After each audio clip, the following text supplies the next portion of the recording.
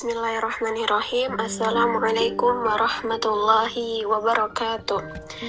Innal hamdalillah nahmaduhu wa nasta'inuhu wa nastaghfiruh wa na'udzu billahi min syururi anfusina wa min sayyiati a'malina. May yahdihillahu fala mudhillalah wa may yudhlil fala hadiyalah. Allahumma la sahla illa ma ja'altahu sahla wa anta taj'alul hazna idza syi'ta sahla. Ya ayyuhallazina amanu taqullaha haqqa tuqatih wa la tamutunna illa wa antum muslimun.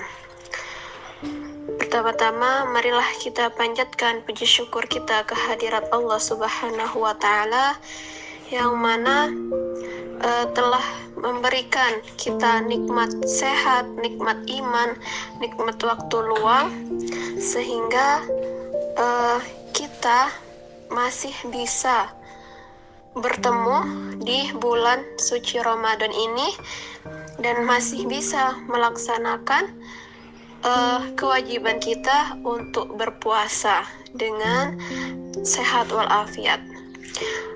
Salawat serta salam tak lupa kita curah limpahkan kepada Nabi kita, Nabi Muhammad Sallallahu Alaihi Wasallam, yang telah membimbing kita dari jalan kegelapan menuju jalan yang terang benderang, yakni ad-dinul Islam wal iman. Baik, sebelumnya bagaimana kabarnya ummahat semuanya? Semoga dimanapun kita berada, kita selalu dalam lindungan Allah Subhanahu wa taala dan semoga puasa kita berjalan dengan lancar. Baik, di sini saya akan sedikit membahas tentang sholat. Tentang sholat itu yang pertama, tentang makna sholat itu sendiri. Nah, mungkin ini sudah familiar ya di kalangan ummahat semuanya, tapi kita sedikit sharing dan murojaah lagi, karena ilmu yang tidak dimurojaah itu akan terlupa. Nah, maka dari itu kita akan sedikit mengingat tentang sholat. Nah, makna sholat dan kedudukannya. Nah, sholat secara bahasa itu berarti doa, kan? Doa, dan yang di dalamnya itu mencakup semua doa gitu. Nah, jadi sholat merupakan pondasi kedua dari pondasi-pondasi keislaman. Nah, menunaikannya di awal waktu itu merupakan amalan yang paling utama. Nah, menegakkan sholat merupakan tanda keimanan dan meremehkannya akan mengakibatkan datangnya kemurkaan dari Allah yang Maha Penyayang. Jadi, sebisa mungkin kita harus bisa menjaga sholat itu dan mengerjakan di awal waktu agar kita dapat kemenangan nanti di surganya Allah. Nah, yang kedua yaitu hukum bagi wanita yang meninggalkan sholat. Wanita yang meninggalkan sholat ini karena ia ingkar akan kewajibannya, maka ia telah kafir dan keluar dari agama Islam. Ini merupakan ijma' dari kaum muslimin.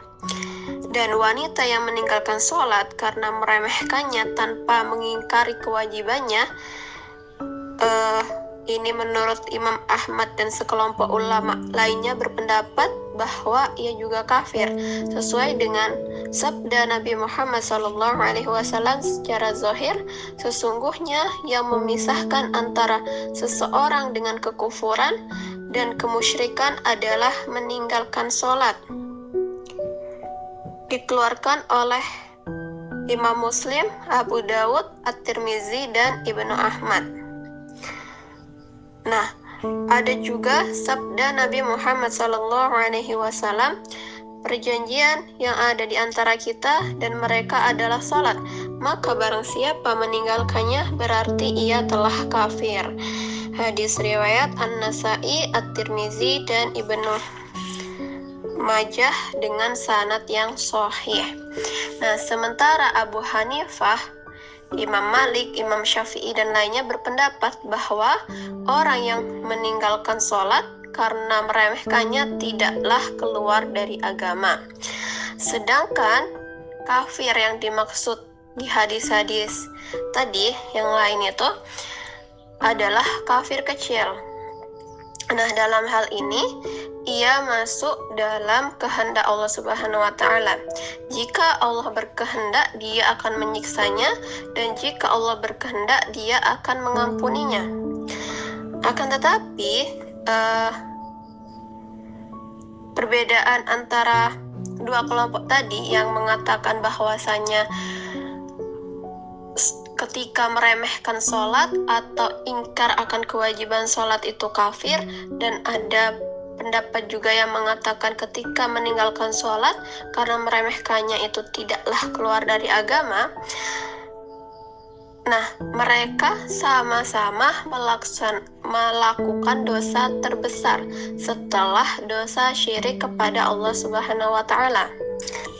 Kita masuk ke jumlah sholat fardu. Mungkin ini ummahat semuanya sudah familiar ya, tapi kita sedikit mengingatkan lagi, yaitu kita wajib untuk melaksanakan sholat fardu 5 kali, yaitu subuh, zuhur, asar, maghrib, dan isya. Dari Talha ibni Ubaidillah radhiyallahu anhu bahwa seorang Arab Badui datang kepada Rasulullah SAW dengan rambut yang acak-acakan, lalu berkata, "Wahai Rasulullah, beritahukanlah kepadaku mengenai salat yang telah diwajibkan kepadaku." Beliau berkata, 5 salat, kecuali jika engkau ingin melakukan yang sunnah. Nah, ada beberapa waktu-waktu yang dilarang untuk melaksanakan sholat sunnah, yaitu yang pertama setelah sholat subuh hingga terbitnya matahari. Nah, itu tidak diperbolehkan untuk melaksanakan sholat sunnah. Yang kedua, saat terbitnya matahari sampai ia meninggi sekitar 1 tombak. Nah, yang ketiga, saat matahari tegak lurus hingga ia condong ke arah barat. Yang keempat, setelah sholat asar hingga terbenamnya matahari. Yang kelima, melaksanakan sholat sunnah pada saat sholat jamaah telah didirikan. Ini sesuai dengan sabda Nabi. Nabi SAW telah bersabda, apabila sholat telah didirikan, maka tidak ada sholat lain selain sholat wajib. Hadis riwayat Imam Muslim, At-Tirmizi, Abu Daud, An-Nasa'i, dan Ibnu Majah. Wallahu a'lam. Mungkin itu saja yang dapat saya sampaikan. Kurang lebihnya saya mohon maaf. Kesalahan datang dari diri saya pribadi dan kebenaran hanya milik Allah. Semoga yang sedikit ini bisa diambil manfaatnya. Syukran jazakumullahu khairan wa barakallahu fikunna. Wassalamualaikum warahmatullahi wabarakatuh.